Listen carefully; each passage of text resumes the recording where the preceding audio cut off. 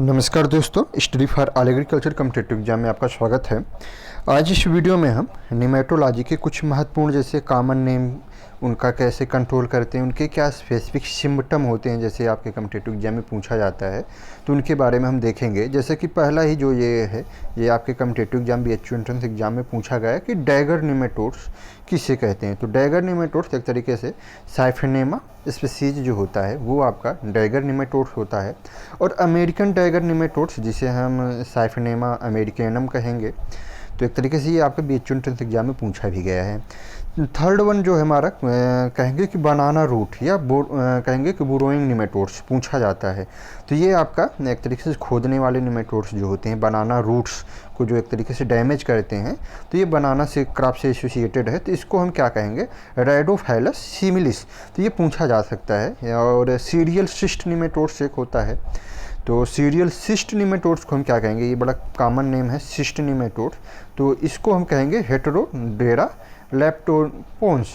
तो कहेंगे कि एक तरीके से लेप्टिपोन्स। तो याद रखना है हेटेरोडोरा, एक तरीके से कहेंगे कि डोरा जो होता है डेरा, सीरियल सिस्ट हो जाएगा। उसके बाद एक लास्ट बड़ा ही इम्पॉर्टेंट कहेंगे कि हमारा होता है गाल फार्मिंग निमेटोड्स। देखिए ये कॉमन तो काफ़ी हैं, 20-25 की लिस्ट है, लेकिन जो मेजर हैं उन्हीं के बारे में देख रहे हैं। तो इसमें से एक गाल फार्मिंग जो निमेटोड्स है, जिसको हम कहते हैं मेलाइडोगाइनस स्पीसीज, तो ये पूछा जाता है। गाल फार्मिंग निमेटोड्स के बारे में भी आपके कॉम्पिटिटिव एग्जाम में एक तरीके से कह सकते हैं ये पूछा जा सकता है, जैसे डैगर निमेटोड्स, या इसे हम ग्यांट शेल फार्मेशन, एक तरीके से ये क्या होता है, ग्यांट शेल फार्मेशन। तो ये भी इंटरेस्टिंग हो जाएगा। एंड लास्ट वन एक बड़ा ही इंपॉर्टेंट हमारा निमेटोड्स होता है पोटैटो क्रॉप का, जिसको हम पोटैटो शिस्ट या गोल्डन निमेटोड्स कहते हैं। तो ये पूछा जा सकता है। गोल्डन निमेटोड्स जैसे मैंने बताया था, नीलगिरी जो हिल है वहाँ पे एक तरीके से ये क्वारंटाइन रिस्ट्रिक्टेड है। तो गोल्डन निमेटोड्स इसको हम कहेंगे कि ग्लोबे डेरा रोस्टो चाइनेंसिस। तो ये एक तरीके से बड़ा इंटरेस्टिंग है ये आपके कॉम्पिटिटिव एग्जाम में कि गोल्डन निमेटोड किस क्रॉप से एसोसिएटेड है, तो पोटैटो से है। और इसका ग्लोबे कहेंगे कि ग्लोबे डेरा है, इसको भी याद रखना है। तो ये कुछ महत्वपूर्ण है। देखिए लिस्ट तो बहुत लंबी है, लेकिन हमने साल्ट में जो सबसे कॉमन है उनके बारे में हमने कि कम से कम आपको इतना तो कॉम्पिटिटिव एग्जाम, किसी भी कॉम्पिटिटिव एग्जाम में बैठे हैं तो याद रख के बैठना है। एंड नेक्स्ट सेकंड जो है कि इंटरेक्शन विथ अदर ऑर्गेनिज्म, जैसे ये अदर ऑर्गेनिज्म के साथ भी इंटरेक्शन करके एक तरीके से डिजीजेज काज करती हैं। जैसे एक हमारा होता है टुंडू डिजीज। तो पहला तो ये पूछा जा सकता है कि टुंडू या yellow ear rot disease is related to या एसोसिएटेड विथ विच क्रॉप्स। तो ये याद रखना है, टुंडू जो डिजीज होता है एक तरीके से हम अगर बात करें तो ये आपका या इसको हम वीट क्रॉप का, तो पहला तो ये एक तरीके से टुंडू डिजीज जो होता है वीट क्रॉप का। और इसमें होता क्या है कि ये जो एनगुनिया ट्रिटिशाई, ये सीड गाल डिजीज ऑफ वीट, इसकी वजह से सीड गाल डिजीज होता है। और दूसरा जो होता है हमारा ये बैक्टीरियम कह सकते हैं, कोरिनोबैक्टीरिया। तो ये कोरिनोबैक्टीरिया ट्रिटिशी, तो ये क्या होता है कि बैक्टीरिया अर्थात निमेटोड्स, ये आपका निमेटोड्स हो जाएगा प्लस बैक्टीरिया, ये भी पूछा जा सकता है, इसलिए निमेटोड प्लस बैक्टीरिया एनगुनिया ट्रिटिशी। तो इसकी वजह से येलो स्लाइम डिजीज या टुंडू डिजीज, येलो ईयर रॉट, ये किस क्रॉप से एसोसिएटेड है, तो वीट से है, ये भी याद रखना है। और ये जो होता है निमेटोड्स, ये क्या होता है, इस जो बैक्टीरियल डिजीज है इसको ट्रांसमिट करने का काम करता है, अर्थात एज ए वेक्टर के रूप में काम करता है। तो ये भी इंटरेस्टिंग है, ये आपके कॉम्पिटिटिव एग्जाम में पूछा जा सकता है।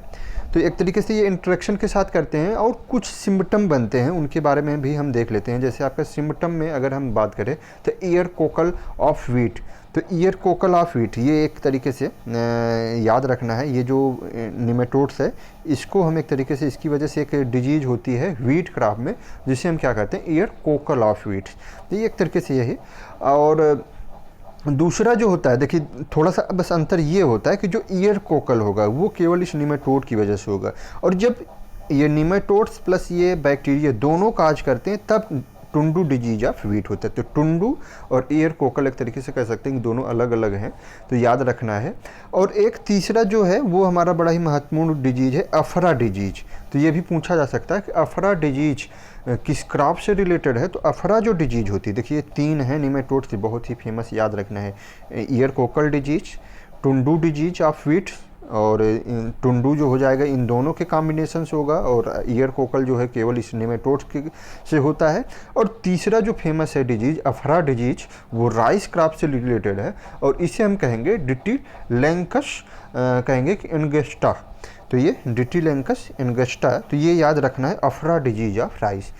और उसके अलावा कुछ और हैं, जैसे आपका गोल्डन सिस्ट ऑन रूट्स, तो कहेंगे ग्लोबल डेरा रोस्टोचाइनेंसिस, एक तरीके से ये पोटैटो क्रॉप से रिलेटेड है।